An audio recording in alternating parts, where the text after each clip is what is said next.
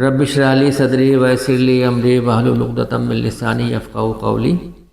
ہماری روزمرہ کی زندگی میں کچھ ایسے اعمال ہم سے ہو جاتے ہیں کہ جو ہمارے نیک اعمال کو بھی ضائع کر دیتے ہیں، اور ان اعمال کا تعلق حقوق العباد سے ہے، یعنی بندوں کے حق جو ہمارے اوپر ہیں اگر ہم سے وہ ادا نہیں ہوتے تو اللہ تعالیٰ ان کو معاف نہیں کر سکتا کہ جب تک وہ بندے ہمیں خود وہ ظلم زیادتی جو ہم سے ان کی طرف سے ہو گئی ہے وہ خود نہ معاف کر دیں۔ اللہ تعالیٰ اپنے حق معاف کر دیتا ہے رونے سے، گڑ گڑانے سے، توبہ کرنے سے، لیکن اللہ تعالیٰ نے یہ خود کہا کہ میں معاف نہیں کروں گا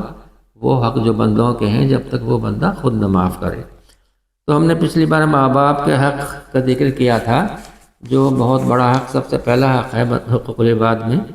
آج ہم پڑوسیوں کے حق کا ذکر کریں گے کہ جو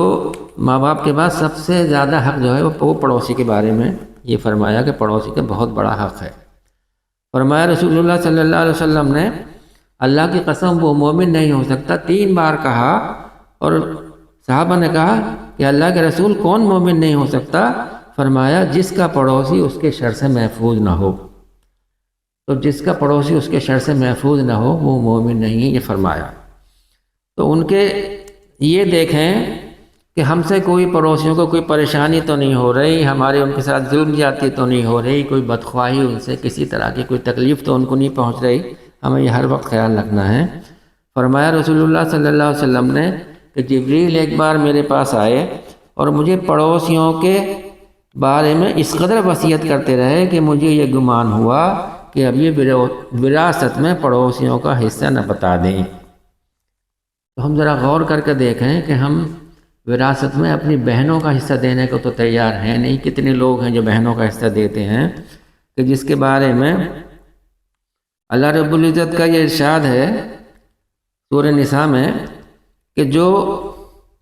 عورتوں کو حصہ نہیں دیا جاتا، صرف مردوں میں تقسیم ہو جاتا ہے وراثت کا، ان لوگوں کے لیے اللہ تعالیٰ ان کو جہنم میں داخل کرے گا، جہاں یہ ہمیشہ ہمیشہ رہیں گے، چاہے وہ نماز پڑھتے ہوں، روزہ رکھتے ہوں،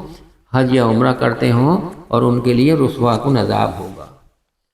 تو ہم ذرا غور کریں کہ اگر پڑوسیوں کا حق بھی ہمیں دینا ہوتا تو کیا حال ہوتا۔ یہ دوسری بات یہ کہ ہمیں پڑوسیوں کا صرف یہی کم سے کم اتنا تو ہو، کم سے کم کہ انہیں تکلیف نہ پہنچائیں، ہماری طرف سے انہیں کوئی تکلیف نہ ہونا تو یہ چاہیے کہ ہم ان کی خیر خواہی، ان کی بھلائی، ان کی جس طرح سے بھی ہم سے ہو سکے ہم یہ دیکھیں کہ وہ ان کے یہاں چولہا جل رہا ہے یا نہیں جل رہا ہے، ان کے یہاں کھانا پک رہا ہے یا نہیں پک رہا ہے، تو ہم اس بات کا خیال کریں۔ ایک بار نبی کریم صلی اللہ علیہ وسلم کی مجلس میں کچھ صحابہ موجود تھے اور یہ ذکر ہوا کہ خاتون ہے ہمارے محلے میں اور اس کے پڑوسی اس سے بہت خوش ہیں کہ جب وہ کھانا پکاتی ہے تو سالن جب وہ پکاتی ہے تو اس میں شوربہ بھی بڑھا دیتی ہے، شوربہ بڑھا دیتی، پانی اس میں زیادہ ڈال دیا جاتا ہے کہ ہم پڑوسیوں کو بھی اس میں سے دے دیں گے تحفے کے طور پہ، اور اس کی زبان ان کے ساتھ بہت اچھی ہے، ہر وقت ان کی ہمدردی، ان کا خیال رکھتی ہے۔ تو آپ صلی اللہ علیہ وسلم نے فرمایا کہ وہ جنتی عورت ہے۔ پھر ایک اور کسی اور دوسری عورت کا ذکر ہوا کہ وہ بہت تہجد گزار ہے، نفلی روزے رکھتی ہے، بہت عبادت گزار ہے، لیکن اس کی زبان سے اس کے پڑوسی محفوظ نہیں ہیں، اور بدزبانی کرنا، برا بھلا کہنا، غیبت کرنا، یہ اس کا شیوہ ہے، اور طرح طرح سے پڑوسیوں کو تکلیف ہوتی ہے۔ تو فرمایا رسول اللہ صلی اللہ علیہ وسلم نے کہ وہ جہنمی عورت ہے۔ تو صرف پڑوسیوں کے ساتھ سلوک کرنے کی وجہ سے آپ صلی اللہ علیہ وسلم نے یہ باتیں کہیں۔ تو ہمیں یہ دیکھنا ہے کہ ہمارا پڑوسیوں کے ساتھ جو سلوک ہے وہ کہ جب وہ بیمار ہوں تو ہم ان کی عیادت کے لیے ہم ان کی جائیں، اور یہ دیکھیں کہ وہ کھانا کھا کے سو رہے ہیں یا بھوکے سو رہے ہیں۔ فرمایا رسول اللہ صلی اللہ علیہ وسلم نے کہ تم میں سے کوئی مومن نہیں ہو سکتا اگر تم پیٹ بھر کر سوتے ہو اور پڑوسی بھوکا پیٹ سوئے۔ یہ پڑوسی چاہے مسلم ہو یا غیر مسلم ہو، کوئی بھی ہو، تو اگر وہ بھوکا پیٹ سو رہا ہے تو وہ مومن نہیں ہے۔ اور یہ دیکھیں کہ ہم سے کسی بھی طرح کی کوئی ان کی تکلیف نہ ہو، کوئی کوڑا کرکٹ ہمارا ان کے دروازے پہ نہ پڑ جائے، کوئی اور کسی طرح کی بھی کوئی تکلیف ان کو ہم سے نہ پہنچے۔ اور ایک اور جو ایک اہم بات ہے اس کے علاوہ کہ جو ہمارے اعمال کو جو ہے وہ کھاتی ہے، وہ زبان ہماری جو ہے ہمارا اس پہ کنٹرول ہونا چاہیے، کہ ہم اپنی کنٹرول پورا رکھیں زبان پہ، کہ جس طرح سے والدین کی نافرمانی بھی کبیرہ گناہ ہے، پڑوسیوں کے ساتھ ظلم کرنا بھی کبیرہ گناہ ہے، اسی طرح غیبت کرنا بھی کبیرہ گناہوں میں سے آتا ہے۔ تو ہم غیبت کرنے سے بھی بچیں اور تکبر سے بھی بچیں۔ اور تکبر کے معاملے میں تو یہ ہے، فرمایا رسول اللہ علیہ وسلم نے کہ تم اپنے بھائی کے ساتھ خندہ پیشانی سے پیش آؤ، یہ بھی صدقہ ہے، مسکرا کے مل لو، یہ بھی صدقہ ہے۔ اور یہ ہے کہ انسان کو جتنا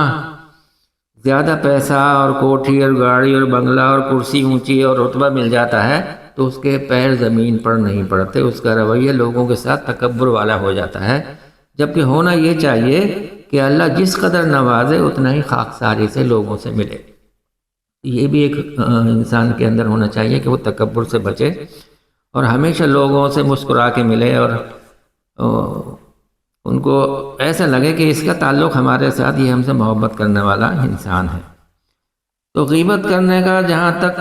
تعلق ہے، غیبت بھی بہت عام ہو گئی ہے، جہاں چار لوگ بیٹھتے ہیں بس وہ غیبت کے علاوہ وہاں کوئی بات ہی نہیں ہوتی۔ کیا ہوتا ہے؟ نہ وہاں کوئی اللہ کا ذکر ہوتا ہے، نہ کوئی فلاحی بات ہوتی ہے، سوائے اس کے کہ لوگوں کی برائیاں بیان ہوتی ہیں۔ فرمایا رسول اللہ صلی اللہ علیہ وسلم نے کہ تمہارے بھائی میں جو برائی موجود ہے اسی کا بیان کرنا غیبت ہے، اور فرمایا یہ اپنے مردہ بھائی کے گوشت کھانے کے برابر ہے۔ کتنی بڑی بات ہے، غیبت کرنا مردہ بھائی کے گوشت کھانے کے برابر ہے۔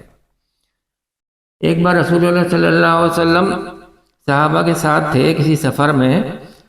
تو آپ کے پیچھے پیچھے بھی کچھ صحابی چل رہے تھے۔ یہ تربیتی دور تھا صحابہ کا کہ آپ صلی اللہ علیہ وسلم ان کو تربیت کرتے تھے ہر طرح سے۔ تو کچھ پیچھے صحابہ جو ہے آپس میں ایک دوسرے کی برائی کر رہے تھے کسی کی، اس طرح سے آپ صلی اللہ علیہ وسلم ایک جگہ رکے جہاں پر ایک جو گدھا مارا پڑا تھا، وہ کئی دن کا اس کو ٹائم بھی ہو گیا تھا، وہ پھول گیا تھا، تعفن اس میں سے اٹھ رہا تھا، بدبو آ رہی تھی۔ تو آپ صلی اللہ علیہ وسلم نے کہا کہ فلاں فلاں کہاں ہیں؟ تو انہوں نے کہا حاضر ہے یا رسول اللہ، جی بتائیے۔ تو کہا تم اس گدھے میں سے کھاؤ۔ انہوں نے کہا یا رسول اللہ یہ مردار اور مرا ہوا اور یہ حرام چیز ہم کھائیں؟ تو فرمایا کہ اللہ تعالیٰ کے نزدیک اس سے کہیں زیادہ ناپسند ہے کہ تم اس مردہ گدھے کا گوشت کھاؤ، کہ جو تم یہ پیچھے ابھی باتیں کر رہے تھے، یہ جو غیبت کر رہے تھے، اللہ تعالیٰ کو یہ بہت ناپسند ہے، اس سے بھی زیادہ ناپسند کہ تم اس مردہ گدھے کا گوشت کھاؤ۔ تو اس طرح سے آپ صلی اللہ علیہ وسلم جو ہے وہ تربیت کرتے تھے اپنے صحابہ کی، کہ غیبت کرنا کتنا بڑا گناہ ہے اور کتنا اس سے نقصان ہوتا ہے، اور سوسائٹی میں بھی کس قدر لوگوں کو تکلیف ہوتی ہے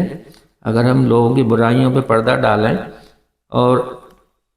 ان کی جو بھی ان سے غلطیاں ہو گئیں، کوتاہیاں، گناہ ہو رہے ہیں، ان کو نہ اچھالیں، تو اس سے بھی بہت اثر پڑتا ہے سوسائٹی میں اور ایک اچھا ماحول رہتا ہے۔ تو ہمیں ان سب چیزوں کا خیال رکھنا ہے۔ ماں باپ کی بھی ہمیں بہت فرما برداری کرنی ہے، ہمیں پڑوسیوں کا بھی خیال کرنا ہے، اور ہمیں غیبت نہیں کرنی، اور تکبر سے بھی ہمیں بہت دور رہنا ہے۔ یہ ساری باتیں ایسی ہیں جو ہمارے نیک اعمال کو کھاتی ہیں اور ان کو ضائع کر دیتی ہیں۔